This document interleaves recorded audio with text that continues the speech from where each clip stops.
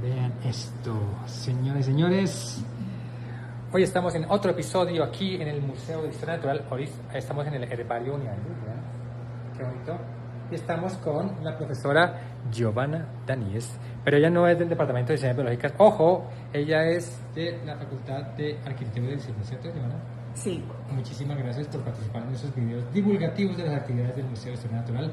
Cuéntanos, ¿hace cuánto tiempo tú estás allá en Arquitectura y Diseño? Estoy en arquitectura y diseño desde el 2017, Bacán. pero yo soy bióloga y microbióloga, entonces gran parte de mi vida fue aquí en ciencias biológicas. Ajá. Y llegué a arquitectura y diseño porque hay un concurso que creó un periodista que se llama Dan Grushkin, en donde buscaba unir en una misma audiencia a ingenieros, científicos, arquitectos, diseñadores y artistas para que juntos trabajaran en resolver las problemáticas de hoy.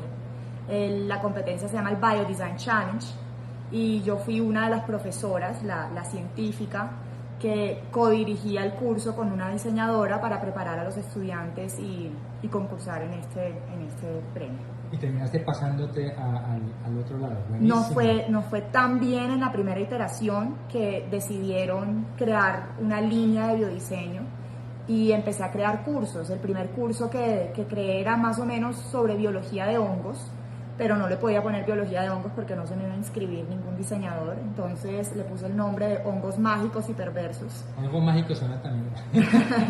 Y se llenaba a los 5 segundos, claro. y fue para mí como científica, ha sido una experiencia muy chévere porque el curso era parte teórico, pero terminaba utilizando los conocimientos de trabajar con hongos para aplicarlos a un producto real, que es un poco diferente a como trabajamos en la ciencia, donde es una investigación o se trabaja algo puntual, pero a veces se pierde un poco la conexión con la realidad y la aplicación. Tú mencionaste la palabra biodiseño, pero no nos explicaste qué es biodiseño. No. Pero suena como a diseño de lo biológico. ¿Cómo es el asunto? El biodiseño trabaja desde los saberes de las ciencias biológicas, combina los saberes y los conocimientos del pensamiento científico con el pensamiento de diseño. Entonces, algo muy interesante del pensamiento de diseño es que en sus fases iniciales de exploración, exploran trabajando con personas, con las comunidades, con usuarios reales, para entender las problemáticas desde la perspectiva de las personas. Y luego empiezan a buscar posibles soluciones para estas problemáticas u oportunidades que encuentran. Y el biodiseño lo que invita es que aquellas soluciones puedan venir también desde las ciencias naturales. Entonces puede ser aplicar biotecnologías, trabajar con organismos vivos o también inspirarnos de la naturaleza, que es uno de los grandes maestros. La naturaleza lleva billones de años adaptándose a condiciones cambiantes, a climas extremos, adaptándose a ambientes tóxicos. Entonces podemos ver cómo la naturaleza ha solucionado ese reto. Y lo interesante es que la naturaleza es redundante, no tiene una solución, sino múltiples. Y lo que se hace desde el diseño es abstraer un poco el principio de diseño, cómo la naturaleza lo soluciona. Y al entender el principio de diseño, podemos luego emularlo y crear productos que se comporten más como la naturaleza. ¿Tú pensarías que la gran diversidad biológica de nuestro país también significa una gran variedad de soluciones a potenciales problemas de nuestro país? Sí, definitivamente. No solamente nuestro país no tiene solo una riqueza de soluciones, pero también una riqueza de cultural. Esa riqueza cultural tiene soluciones que son un poco distintas a lo tradicional y también una riqueza de problemáticas únicas de esta región que invita a crear proyectos para encontrar soluciones a dichos problemas. Ajá. Wow, importantísimo ahora, y sobre todo ahora que cada vez se habla más de la necesidad de separarnos, irnos desligando un poco de la dependencia, por ejemplo, a nuestra economía de combustibles fósiles y basarnos en nuestra biodiversidad para conseguir recursos y mejorar la calidad de vida de las personas. Tal vez aquí una de las soluciones está en el biodiseño, ¿no? Sí, también con algo que trabajamos es un poquito la creación de materiales biológicos, que es un concepto interesante porque son materiales que crecen o que, por ejemplo, hongos. Si alguna vez han visto un hongo, el típico champiñón que comemos, Esos hongos históricamente se creía que eran más relacionados a las plantas porque tienen debajo unas raicillas que se llaman micelio, y esas raicillas hoy en día para los cultivos de hongos se siembran en un sustrato que es un desecho vegetal, y el micelio empieza a envolver ese sustrato, y uno podría utilizar esa combinación de desecho vegetal con micelio para crear objetos, como por ejemplo el polipropileno expandido o icopor, como lo conocemos en Colombia. También hay otros hongos que crecen en los troncos de los árboles, que uno puede transformar el basidiocarpo, digamos el champiñón que conocemos nosotros comúnmente, y convertirlo en algo que parece un poco, tiene unas propiedades muy parecidas al cuero, es resistente al agua y parece, la textura también parece un cuero. Y hay otras cosas maravillosas, si alguna vez han bebido el té de la kombucha, que está de moda por sus propiedades benéficas, y en el mundo fit está bien de moda. Ahí van a ver que crecen unas capitas, unas cositas, que si uno ve un producto de los que venden, dicen, no importa si salen unos submarinos, pero esos submarinos realmente es un derivado de las bacterias, es un proceso de fermentación donde hay levaduras y bacterias que al final liberan celulosa bacteriana. La celulosa es uno de los componentes más comunes en el planeta, todas las plantas tienen celulosa. Lo interesante es que esta celulosa es pura, no hay que separarla de otros componentes, y con eso también se puede crear un sinfín de materiales. Con los bioplásticos, a partir de agar o a partir de gelatina, también se pueden crear alternativas para los plásticos, para el vinipel, por ejemplo, envolturas, y también son materiales que se podrían utilizar, por ejemplo, en la industria de la moda. Pero lo importante es entender que son materiales distintos y no podemos pretender que tengan un ciclo de vida o que se comporten o se utilicen igual a los tradicionales. A veces el masificarlos o hacerlos idénticos, uno idéntico a otro, puede ser un reto. Entonces pensar en nuevos modelos de negocios, nuevos usuarios, unas producciones más locales, a escalas más pequeñas. Pues cambiar nuestros comportamientos, si queremos cambiar algo, pues también. Exactamente. Bueno, estamos en un herbario de unidades que tiene aquí, les estoy mostrando aquí. Tenemos muchísimas plantas. Ahí está Julián. Hola. Bueno, pero entonces yo te quería preguntar, ¿por qué estamos aquí en el museo? ¿Cuál es la relación entre tu trabajo haciendo biodiseño y esta colección biológica? Pues yo crecí básicamente en este espacio. Afortunadamente para mí fue un espacio que se creó casi que cuando entré a la universidad. Yo entré en el 2004, esto seguramente lo empezaron en 2005, 2000, muy cerquita cuando yo entré, y me encantaba venir a ver cómo los biólogos traían especímenes de los páramos, del Amazonas, y me voluntarié para participar y hacer las colecciones que guardan aquí en este herbario, que para mí estos closets me traen un recuerdo de olores maravillosos y unas semillas que yo nunca había visto en mi vida.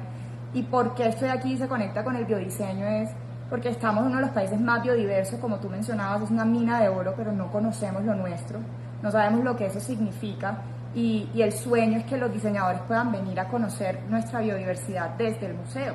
No hay que ir a los sitios, aunque sería maravilloso poder ir, pero ya desde la universidad podemos tener un primer acercamiento para sembrar esa semillita de interés, y ojalá tener más personas no científicas interesadas en la ciencia y interesadas en unas cosas tan maravillosas que cumplen unos roles ecosistémicos importantísimos y que no son solamente lindos, sino que son útiles y que nos pueden dar una cantidad de conocimientos para aplicar en las soluciones que necesitamos para los retos de hoy. Entonces, tú tienes estudiantes que vienen acá y trabajan. ¿Qué tipo de clases, por ejemplo, hayan diseñado? Entonces, este semestre particularmente existe un curso que se llama Biodiseño, que es preparar a los estudiantes para concursar en el Biodesign Challenge o en otros retos, donde se parte de alguno de los objetivos de desarrollo sostenible, se ubica un contexto y un usuario y se empieza a crear soluciones.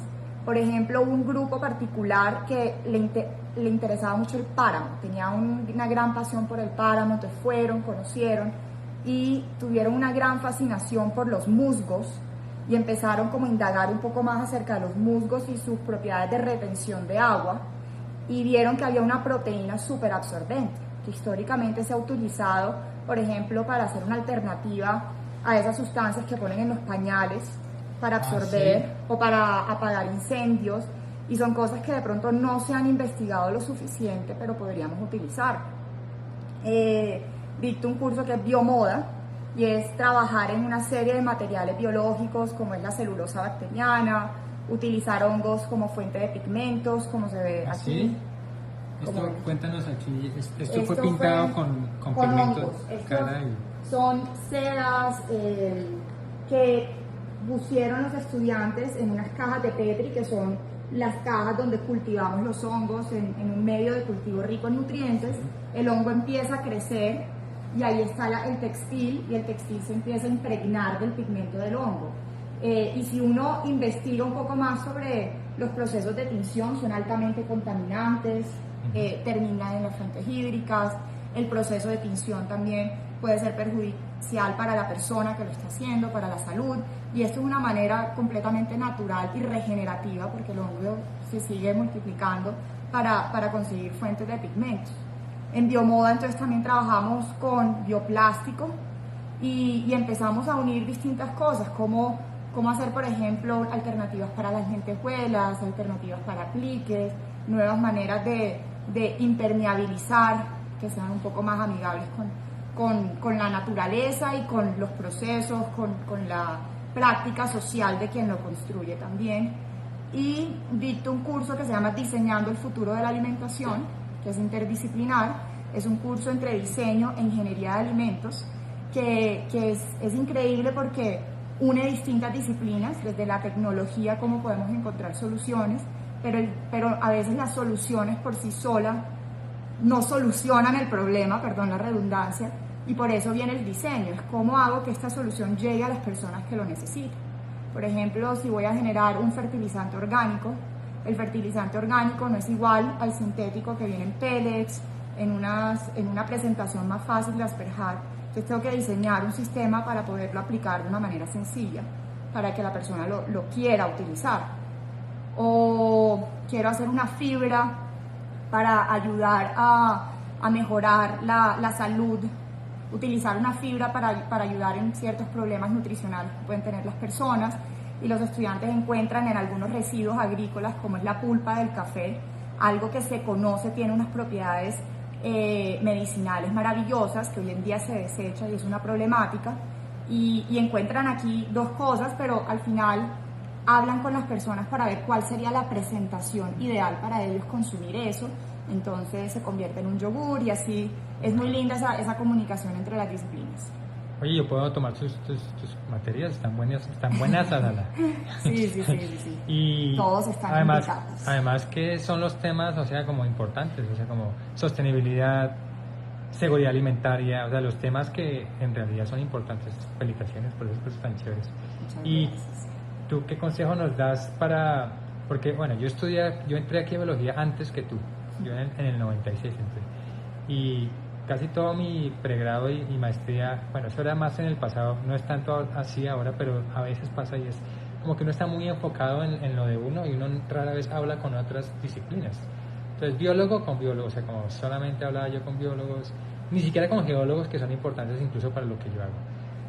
Pero tú eres ya de diseño, entonces tú, ¿qué tips nos das para formar puentes con otras disciplinas tanto de la universidad como por fuera de la universidad, que me parece importantísimo?